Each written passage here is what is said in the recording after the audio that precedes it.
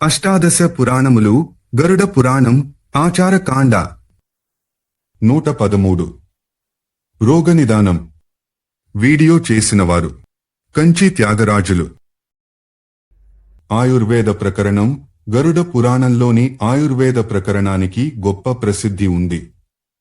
ఇందులోని మొదటి 20 అధ్యాయాలలో నిదాన స్థాన విషయాలు వర్ణింపబడ్డాయి. రోగ కారణాలను లక్షణాలను బట్టి రోగనిర్ణయాన్ని చేయడాన్నే రోగ నిదానమంటారు. తరువాతి 40 అధ్యాయాలలో రోగ చికిత్స, ఔషధాలు, వాటి నిర్మాణ విధి చెప్పబడ్డాయి. అంతేగాక మందుకి తగిన అనుపానం, వాడవలసిన తీరు కూడా చేర్చబడ్డాయి. ఒకే రోగానికి అనేకములైన మందులు సూచించబడ్డాయి. కాని వీటిని సుయోగ్యుడైన వైద్యుని పర్యవేక్షణలోనే వాడాలి. ఈ ప్రకరణంలో పురాణంలో అక్కడక్కడ గల ఖండితాలను, అస్పష్టతను ఆర్ష సంస్కృతికి చెందిన ఆయుర్వేద గ్రంథాలనాశ్రయించి సరిచేయడం జరిగింది. రోగనిదానం ధన్వంతరి సుశ్రుతునికి చెప్పిన శాస్త్రమిది. ప్రాచీన కాలంలో ఆత్రేయాది మహామునులు రోగనిదానానికి సంబంధించి గొప్ప కృషి చేశారు. దానికి స్వయం కృషిని ప్రతిభను జోడించి ధన్వంతరి ఇలా ఉపదేశించాడు. సుశ్రుత, పాప, జ్వర, వ్యాధి, వికార, దున్హఖ, ఆమయ, యక్ష్మ, అతంక, గద, ఆబాధ ఇవన్నీ పర్యాయవాచ్యములైన శబ్దములు. రోగాన్ని తెలుసుకోవడానికి 5 ఉపాయాలుంటాయి. అవి నిదానం, పూర్వరూపం, రూపం, ఉపశయం, సంప్రాప్తి. నిమిత్తం, హేతువు, ఆయతనం, ప్రత్యయం, ఉద్ధానం, కారణం అనే వాటిని బట్టి రోగాన్ని పోల్చడమే రోగనిదానం. దోష విశేషాలు తెలియకుండానే రోగాన్ని పోల్చగలిగితే దానిని పూర్వరూపమంటారు. ఇది సామాన్యమని, విశిష్టమని 2 విధాలు. ఈ పూర్వరూపం పూర్తిగా వ్యక్తమైతే రూపం అనబడుతుంది. సంస్థాన, వ్యంజన, లింగ, లక్షణ, చిహ్న, ఆకృతి ఇవి రూపానికి పర్యాయ వాచ్యములైన శబ్దాలు. హేతు విపరీతం, వ్యాధి విపరీతం, హేతు వ్యాధి ఉభయ విపరీతం, హేతు విపరీతార్థకారి, వ్యాధి విపరీతార్థకారి, హేతు వ్యాధి ఉభయ విపరీత అర్థకారి ఔషధాలుంటాయి. ఇవి అన్న విహారాలను సుఖదాయకంగా ఉపయోగపడేలా చేస్తాయి. దీనిని సాత్మ్యమంటారు. ఉపశయమని కూడా అంటారు. దీనికి విపరీతం అనుపశయం. అనుపశయానికి మరో పేరు వ్యాధ్య సాత్మ్యము. దోషం శరీరంలో పైకి గాని ఇతర దిశల్లో గాని వ్యాపిస్తున్న పద్ధతి, దానివల్ల వచ్చే రోగం సంప్రాప్తి అనబడుతుంది. దానికి పర్యాయ పదాలు జాతి, ఆగతి, సంప్రాప్తిలో సంఖ్య, వికల్పం, ప్రాధాన్యం, బలం, వ్యాధికాల విశేషతలు ఆధారంగా విభిన్న విధాలు నిర్ణయింపబడి ఉన్నాయి. ఈ శాస్త్రంలోనే జ్వరభేదాలు 8 చెప్పబడ్డాయి. ఇది సంఖ్యా సంప్రాప్తి. రోగోత్పత్తికి కారణభూతమైన దోషములు అంశాంశ కల్పన అంటే ఎక్కువ, తక్కువల వివేచన వికల్ప సంప్రాప్తి.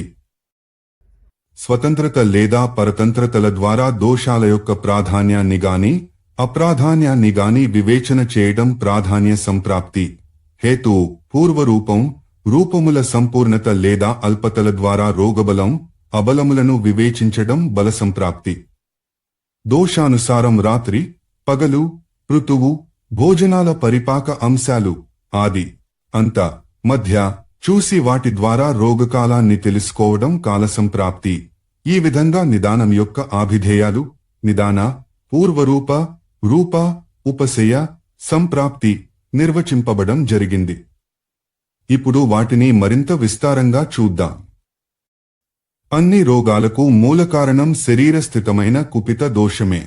అయితే దోష ప్రకోపానికి ఒంటికి పడని తిండి ఎక్కువగా దోహదం చేస్తుంది. దీనిని అహిత సేవనమంటారు. ఇది 3 రకాలు. వాత ప్రకోప నిదానం చేదు, వేడి, కషాయ, ఆమ్ల, గట్టి పదార్థాలతో అన్నమును అతిగా తినడం, పరుగులు పెట్టడం, గబగబా మాట్లాడడం, రాత్రి జాగరం, ఎక్కువ ధ్వని చేస్తూ మాట్లాడడం, అన్ని పనులను అతిగా చేస్తుండడం, భయం, శోకం, చింత, అతి వ్యాయామం, శృంగారంలో మితి లేకుండా పాల్గొనడం వీటి వల్ల శరీరంలోని వాయువు ప్రకోపానికి లోనవుతుంది. ఈ వాయువికారం విశేషించి గ్రీష్మృతువులో పగటి, రాత్రి భోజనాల తరువాత ఎక్కువగా బాధిస్తుంది. పిత్త ప్రకోప నిదానం. చేదు, గట్టి, గరుకు, వేడి, ఉప్పటి పదార్థాలను, కోపాన్ని, దాహాన్ని పెంచే తిళ్లను తినడం వల్ల పిత్తం ప్రకోపిస్తుంది. ఇది శరదృతువులో మధ్యాహ్నం, అర్ధరాత్రి వంటి మంటను పుట్టించే క్షణాలలో ఎక్కువగా బాధిస్తుంది. కఫ ప్రకోప నిదానం. తీపిరసాలు, ఆమ్లాలు, లవణాలు, స్నిగ్ధ, గురు, అభిషంది. శీతల భోజనాల వల్లను, ఎక్కువ కాలం కూర్చొనుట, నిద్రపోవుట, సుఖపడుట, అజీర్ణం, పగటి నిద్ర, బలకారక పదార్థాలను అతిగా తినుట, కష్టపడకపోవుట మొదలగు కారణాల వల్ల అన్నం అరిగే ప్రారంభకాలంలోనూ, రాత్రి పగలు ప్రారంభ కాలాల్లోనూ కఫం ప్రకోపిస్తుంది. దీన్నే శ్లేష్మమని కూడా అంటారు. త్రిదోష సామాన్య సంప్రాప్తి. ఈ మూడు ప్రకోపాల మిశ్రిత స్వభావంతో సన్నిపాతం పుట్టుకొస్తుంది.